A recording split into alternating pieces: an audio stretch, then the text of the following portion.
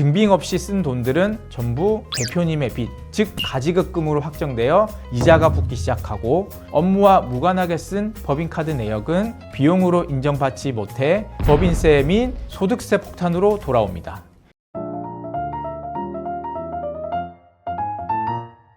법인을 설립하셨거나 개인 사업자에서 법인으로 전환하신 대표님들, 개인 사업자 때 방식 그대로 운영하시면 대표님들이 번 돈은 고스란히 세금과 가산세로 나갈 수밖에 없습니다. 안녕하세요. 박성훈의 세무노트 박성훈 세무사입니다. 오늘은 법인을 설립하셨거나 전환하신 분들이 꼭 알아야 할 필수 항목들에 대해 이야기해 보겠습니다. 이것들만 제대로 관리하셔도 나중에 수천만 원의 세금 폭탄을 피하실 수 있습니다. 우선 법인 운영에서 주의하셔야 할 점은 가지급금입니다. 많은 대표님들이 오해하시는 게 내 회사인데 내가 좀 쓰면 어때? 라는 생각인데요. 법인 통장에서 돈을 인출하는 순간 그 돈에 증빙이 없으면 전부 가지급금이 됩니다. 이 가지급금이 무서운 이유는 단순히 장부상 비는 돈이 아니라 국세청에서는 이걸 대표님이 회사에서 빌려간 돈으로 봅니다. 그러면 대표님은 회사의 4.6%의 이자를 내야 하고요. 만약 이자를 안 낼 경우 그만큼 대표님의 급여로 처리되어 소득세 및 건강보험료가 올라갑니다. 여기에 법인세 비용 처리까지 제한되니 양쪽에서 세금 폭탄을 맞는 셈입니다. 많은 분들이 법인카드로 마트 장을 보거나 개인적인 식사를 하시는데 금액이 작으니까 괜찮겠지 하시다가 나중에 세무조사 때 하나하나 소명 못해서 본세 및 가산세까지 무는 경우가 많으니 주의하셔야 합니다.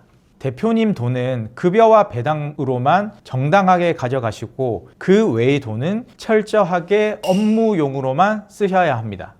다음으로는 대표님의 급여와 배당 부분입니다. 보통 대표님들이 법인을 처음 만들면 세금 아까우니까 내 월급은 최소로 해야지 라고 생각하시는데 사실 대표님의 급여는 법인 입장에서는 가장 확실한 비용입니다. 급여를 너무 낮게 잡으면 법인의 이익이 과하게 남게 되고 결국 대표님 개인 소득세보다 더 무서운 법인세 폭탄으로 돌아오게 됩니다. 그렇다고 무작정 급여를 올리면 사대보험료를 많이 내게 됩니다. 그래서 필요한 게 바로 급여와 배당의 분산, 그리고 적절한 급여 세팅입니다. 대표님의 보상을 전부 근로소득으로만 가져가시는 게 아니라 일정 부분은 배당으로 가져가는 전략이 필요합니다. 배당은 연간 2천만 원까지는 15.4%의 세율로 분리과세됩니다. 거기다 4대 보험료가 부과되지 않는다는 아주 강력한 장점이 있습니다. 즉, 연 2천만 원까지는 낮은 세율로 법인 돈을 개인화하면서 보험료도 아낄 수 있는 아주 유용한 구간이라는 거죠. 여기에 한 가지 더, 반드시 챙겨야 할 게 바로 정관입니다. 법인은 정관의 규정이 없으면 대표님에게 상여금이나 퇴직금을 마음대로 줄 수 없습니다. 나중에 큰 돈을 인출해야 할 때 세무상 문제가 없으려면 설립 초기 단계에서 급여 규정과 상여 규정을 정밀하게 세팅해 두는 것이 핵심입니다. 다음은 현물 출자 방식으로 법인 전환하시는 분들이 꼭 아셔야 하는 내용인데 바로 등기 전 공백기입니다. 이 공백기를 모르고 개인 사업자를 폐업했다가 사업이 마비되는 경우가 많습니다.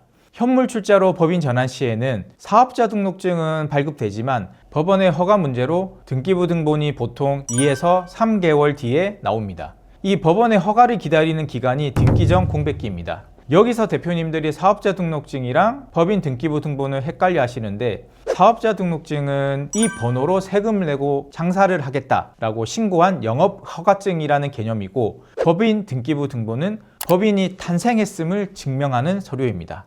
이 시기가 무서운 이유는 첫 번째로 금융거래가 불가능합니다. 은행에서는 법인 계좌를 만들 때 신분증인 등기부 등본을 요구합니다. 사업자 등록증만으로는 법인 통장 개설 및 공인인증서 발급이 불가능하다는 거죠. 두 번째로는 대기업 협력업체 등록이 불가할 수 있습니다.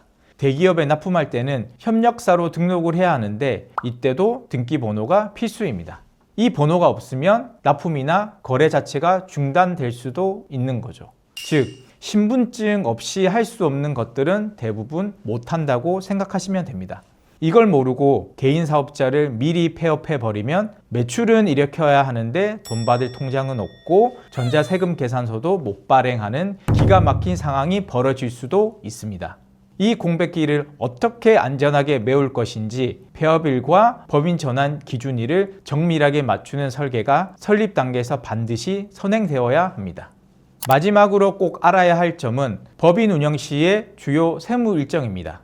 개인 사업자일 때처럼 세무 관리를 하시면 안 내도 될 가산세로 수백만 원을 내야 할 수도 있기 때문에 이 부분은 꼭 기억하셔야 합니다.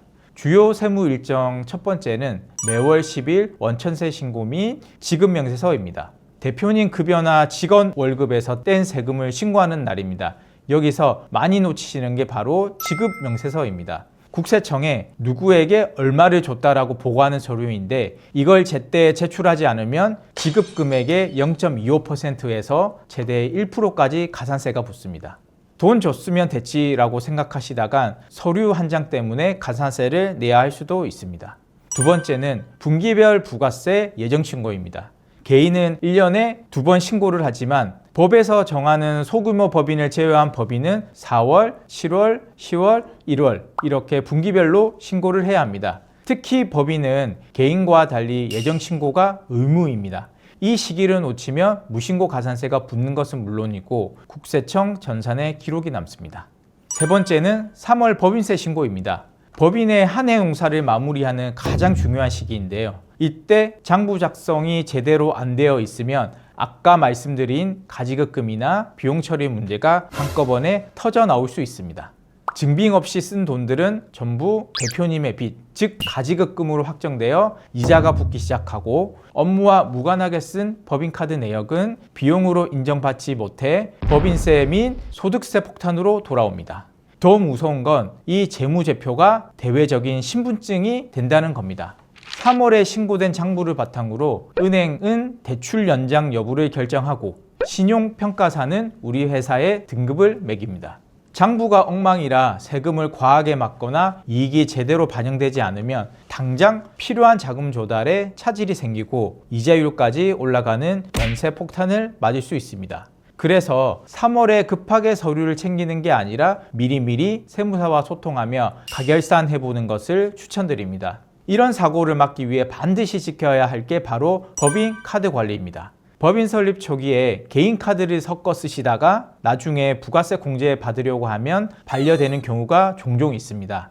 법인 명의 신용카드가 나오기 전까지는 법인 명의의 체크카드를 먼저 발급받아 쓰시는 것이 나중에 세무조사 리스크를 줄이는 가장 쉬운 방법입니다. 오늘은 법인 설립과 전환 후에 대표님들이 반드시 아셔야 할 원칙과 리스크에 대해 정리해드렸습니다. 법인은 분명 절세와 사업 확장에 유리한 도구지만 그만큼 책임과 관리가 따르는 시스템입니다. 오늘 말씀드린 일정과 원칙들만 잘 지키셔도 아까운 가산세 낼 일 절대 없으실 겁니다. 앞으로도 유용한 세무 정보를 전달해 드리겠습니다. 오늘 영상이 도움되셨다면 구독, 좋아요, 알림 설정 부탁드립니다. 감사합니다.